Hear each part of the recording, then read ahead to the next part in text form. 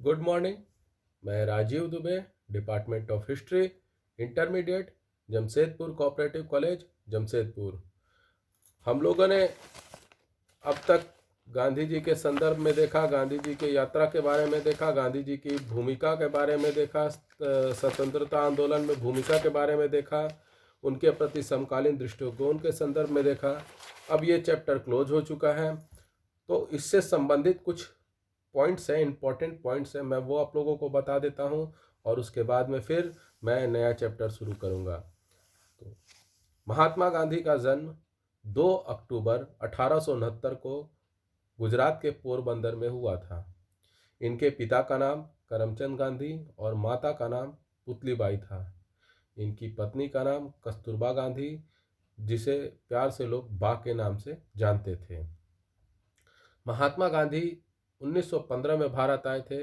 इसके पहले वो दक्षिण अफ्रीका में गए और वहाँ पे सबसे पहले उन्होंने अपना आंदोलन चलाया, सत्याग्रह किया। और जब भारत आए तो भारत में पहला आंदोलन उन्होंने चंपारण में किया था। उसे चंपारण सत्याग्रह के नाम से भी जाना जाता है।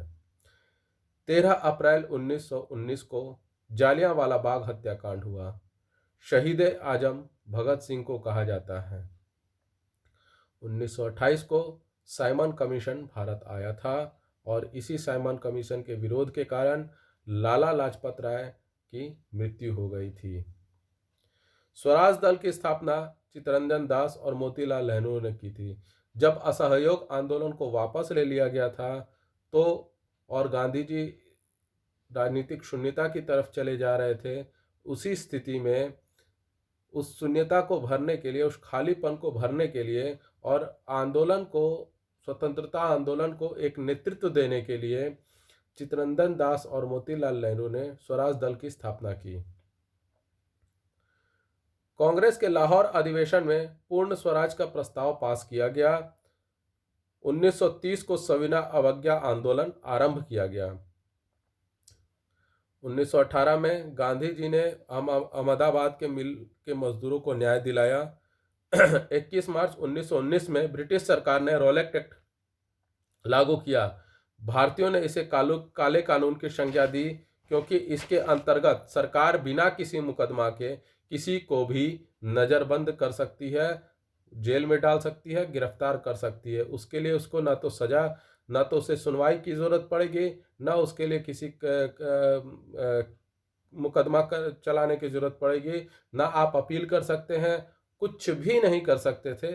सीधे सरकार की इच्छा हुई, आपको उठाई और जेल में डाल दी। तो इसलिए इसे रॉलेट एक्ट को काला कानून कहा गया था।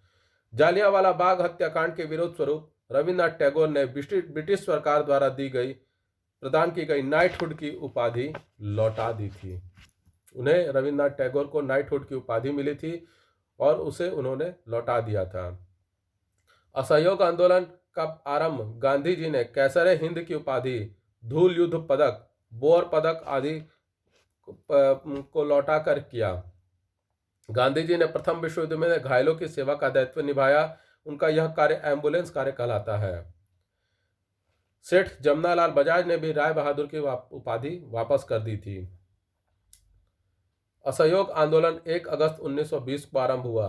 5 फरवरी 1922 को उत्तर प्रदेश के गोरखपुर जिले के चौरा चौरी गांव में उत्तेजित भीड़ ने थाने में आग लगा दी और थानेदार सहित कुल 22 पुलिसकर्मी मारे गए थे और इसी के कारण असहयोग आंदोलन को गांधी जी ने वापस ले लिया था। सविनय अवज्ञा आंदोलन का प्रारंभ गांधी जी की दांडी यात्रा के साथ शुरू हुआ। गांधी इरविन समझौता 5 मार्च 1931 को संपन्न हुआ। 8 मई 1930 को गांधी जी को गिरफ्तार किया गया। 12 मार्च 1930 को गांधी जी ने अपने 78 अनुयायियों के साथ साबरमती आश्रम से दांडी तक 241 मील 385 किलोमीटर की यात्रा 24 दिनों में पूरी की एवं 6 अप्रैल 1930 को प्रातः दांडी पहुंचकर नमक बनाकर नमक कानून को तोड़ा, क्योंकि उस समय नमक पर भी टैक्स लगता था। नमक खाने पर भी टैक्स लगता था और नमक अगर आप टैक्स नहीं दे रहे हैं, वह भी टैक्स 10 गुना तक लगता था, 16 गुना तक टैक्स लगता था। और अगर आप उस नमक को नहीं दे रहे तो सरकार उस नमक को नष्ट कर देती थी। उस टैक्स को नहीं मिलने पर सरकार उस नमक को नष्ट कर देती थी। इसी के कारण इन्होंने सविनय अवज्ञा आंदोलन की शुरुआत उस नमक कानून को तोड़कर की, और उसके लिए उन्होंने दांडी मार्च की, दांडी यात्रा निकाली, और इसलिए नमक को विरोध का प्रतीक माना गया। तो ये चैप्टर आज हम लोग क्लोज करते हैं। इसके बाद आज हम लोग देखेंगे चैप्टर 15, भारतीय संविधान का निर्माण। किसी भी देश के लिए, किसी भी देश को चलाने के लिए एक संविधान होता है, एक बायलॉज होता है, एक नियम कानून होता है। भारत भी जब स्वतंत्र हुआ तो इसको भी चलाना था, देश को लोकतंत्र के रूप में चलाना था, तो उसके लिए संविधान जो उसका नियम कानून है उसको बनाना गया। तो हम लोग आज इसी को देखेंगे कि भारतीय संविधान का निर्माण कैसे हुआ, कौन कौन लोग उसमें शामिल थे, और संविधान का प्रारूप किस तरह से था। इन सब चीज़ों के बारे में हम लोग देखेंगे। संविधान जीवन का वह मार्ग है जिसे राज्य ने अपने लिए अपनाया है। भारत में संविधान सभा की मांग एक प्रकार से राष्ट्रीय स्वतंत्रता की ही मांग थी, क्योंकि अगर हमारा संविधान हो जाएगा तो हम स्वतंत्र हो जाएंगे, हम अपने नियम कानून को मानेंगे, अपने द्वारा लिखित, अपने द्वारा बनाए गए संविधानों को मानना, ये हमारे लिए सबसे बेहतर तरीका था स्वतंत्रता पाने का। संविधान सभा के सिद्धांत के सर्वप्रथम दर्शन 1895 के स्वराज विधेयक में होते हैं, जिसे तिलक के निर्देशन में तैयार किया गया था। 1922 में महात्मा गांधी, 1928 में पंडित मोतीलाल नेहरू, 1934 में जवाहरलाल नेहरू और सुभाष चंद्र बोस ने भी स्पष्ट शब्दों में कहा था, भारतीय संविधान के निर्माण हेतु भारतीय संविधान सभा का गठन किया जाना चाहिए। यानी संविधान बनाने के लिए एक ऐसे कमेटी का, एक ऐसे लोगों के समूह का गठन करना चाहिए जो संविधान को अच्छे से बना सके, जो आने वाली पीढ़ियों के लिए भी उपयोगी साबित हो और देश के लिए उपयोगी साबित हो। ऐसा संविधान बनाए जो हम लोगों के लिए, आने वाले भविष्य के लिए बहुत ही लाभकारी सिद्ध हो। द्वितीय विश्व युद्ध की आवश्यकताओं और राष्ट्रीय तथा अंतर्राष्ट्रीय शक्तियों द्वारा विवश किए जाने पर 1940 के अगस्त प्रस्ताव में ब्रिटिश सरकार ने कहा था, भारत का संविधान निर्माण स्वयं भारतवासी करेंगे। 1946 की कैबिनेट मिशन योजना में निश्चित किया गया कि भारतीय संविधान के निर्माण हेतु परोक्ष निर्वाचन के आधार पर एक संविधान सभा की स्थापना की जाए। भारतीय संविधान के निर्माण के दौरान संविधान सभा में प्रत्येक विषय पर विस्तृत विचार विमर्श हुआ। लगभग 3 वर्ष के गहन विचार विमर्श के पश्चात 26 जनवरी 1950 को भारतीय संविधान लागू हुआ। भारत के संविधान को बनने में 2 वर्ष 11 महीने और 17 दिन का समय लगा था, इसलिए लगभग 3 वर्ष कहा गया, परंतु एग्जैक्ट जो सही समय लगा वह 2 वर्ष 11 महीने और 17 दिन का समय था। और ये संविधान का जो 26 जनवरी 1950 को लागू किया गया। संविधान निर्माण से पूर्व की परिस्थितियां या तात्कालिक परिदृश्य। जिस समय भारत में संविधान के निर्माण के विषय में विचार विमर्श हो रहा था, उस समय देश में एक राजनीतिक अस्थिरता और अविश्वास का वातावरण था। 1946 के इस माहौल में प्रमुख भारतीय नेता इस बात से अवगत थे कि भारतीय जनता स्वतंत्रता प्राप्ति के लिए अब दृढ़ प्रतिज्ञ है तथा अंग्रेजों को शीघ्र ही भारत को आज़ाद करना होगा। यानी उस समय, जिस समय संविधान सभा का निर्माण किया जा रहा था, उस समय राजनीतिक अस्थिरता थी।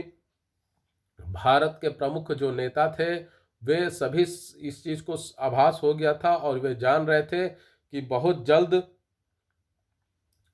भारत स्वतंत्र होगा, अंग्रेज भारत को स्वतंत्र कर देंगे। पंडित जवाहरलाल नेहरू के शब्दों में, ब्रिटेन 2 से 5 वर्षों में भारत छोड़ देगा। यानी अब भारत की जनता इतनी स्वतंत्रता के लिए इतनी दृढ़ प्रतिज्ञ हो गई है कि अब वो किसी भी कीमत पर स्वतंत्रता पाना चाहती है। और स्थिति ये हो गई थी कि जवाहरलाल नेहरू के शब्दों में कि अब 2 से 5 वर्ष के अंदर में भारत को ब्रिटेन आज़ाद कर देगा, ब्रिटेन भारत को छोड़ देगा। ब्रिटिश सरकार भी 1 जनवरी 1946 को 9 वर्ष के अवसर पर राज्य सचिव द्वारा दिए गए वक्तव्य तक कैबिनेट मिशन की घोषणा द्वारा अपना विचार स्पष्ट कर चुकी थी और वो विचार यही था कि भारतवासी ही अपना संविधान निर्माण स्वयं करेंगे। यानी आप आज़ाद हो रहे हैं, होने वाले हैं, आप अपना संविधान स्वयं बनाइए। समझौते के लिए उपयुक्त समय था, फिर भी भयंकर रक्तपात के पश्चात ही 15 अगस्त 1947 को स्वतंत्रता प्राप्त की जा सकी। यानी समझौता होना था, सब कुछ होना था, फिर भी खून खराबा हुआ, रक्तपात हुआ और उसके बाद 15 अगस्त 1947 को भारत को आज़ादी मिली। ब्रिटिश साम्राज्यवाद तथा भारतीय राष्ट्रवाद का संघर्ष तो 1946 के आरंभ तक समाप्त प्राय होकर पृष्ठभूमि में चला गया। अब इस संघर्ष का स्थान ब्रिटिश सरकार, कांग्रेस और मुस्लिम लीग के वैचारिक मतभेदों तथा भविष्य संबंधी विचारों ने ले लिया था। यानी ब्रिटिश साम्राज्यवाद और भारतीय राष्ट्रवाद का संघर्ष 1946 में जब इस कथन के बाद लगभग समाप्त हो चुका था, अब इसके जगह पे मुस्लिम लीग, ब्रिटिश सरकार और कांग्रेस के वैचारिक मतभेदों ने लिया और भविष्य संबंधी विचारों ने ले लिया कि अब भारत को, अब देश को कैसे आगे बढ़ाना है, कैसे क्या करना है, उसके संविधान में क्या क्या, इन सब चीज़ों को वैचारिक मतभेदों ने ले लिया था। कांग्रेस तथा मुस्लिम लीग दोनों प्रमुख राजनीतिक दल सांप्रदायिक तथा पारस्परिक सामंजस्य बैठाने में असफल होते जा रहे थे। यानी कांग्रेस उस समय सर्वमान्य दल था, राजनीतिक दल था, लेकिन अब उसके कंपटीशन में मुस्लिम लीग आ गया और ये दोनों सांप्रदायिक रूप से और पारस्परिक सामंजस्य बैठाने में असफल रहे। साम्राज्यवाद के पीछे हटने के बाद नए भारत की दिशा क्या होगी? इस संदर्भ में कांग्रेस की मांग थी कि सर्वप्रथम एक केंद्रीय इकाई को सत्ता सौंप दी जाए। कांग्रेस मानती थी कि विभाजन यदि आवश्यक है तो उसका निर्णय स्वतंत्रता के पश्चात होना चाहिए। यानी उस समय भारत के समक्ष में यह स्थिति भी थी कि विभाजन होगा, स्वतंत्रता प्राप्ति के लिए विभाजन आवश्यक है। और कांग्रेस का मानना था कि ठीक है, अगर विभाजन इतना ही आवश्यक है तो वो स्वतंत्रता प्राप्त कर ली जाए, उसके बाद में अगर जरूरत पड़ी तो विभाजन किया जाए। लेकिन मुस्लिम लीग और जिन्ना, मोहम्मद अली जिन्ना जो मुस्लिम लीग के संस्थापक थे, मुस्लिम लीग का कहना था, जिन्ना का कहना था, मोहम्मद अली जिन्ना का कहना था कि पहले विभाजन किया जाए तब स्वतंत्रता प्राप्त की जाएगी। और यही कारण था वह 14 अगस्त का काला दिन, जिस दिन भारत से पाकिस्तान के रूप में एक देश अलग हुआ और आज भी वह हमारे लिए नासूर बना हुआ है। तो आज हम लोग इतना ही देखते हैं। आपको ये वीडियो कैसा लगा? लाइक करें, कमेंट करें, शेयर करें, ज़्यादा से ज़्यादा मात्रा में सब्सक्राइब करें। घर पे रहें, सुरक्षित रहें। धन्यवाद।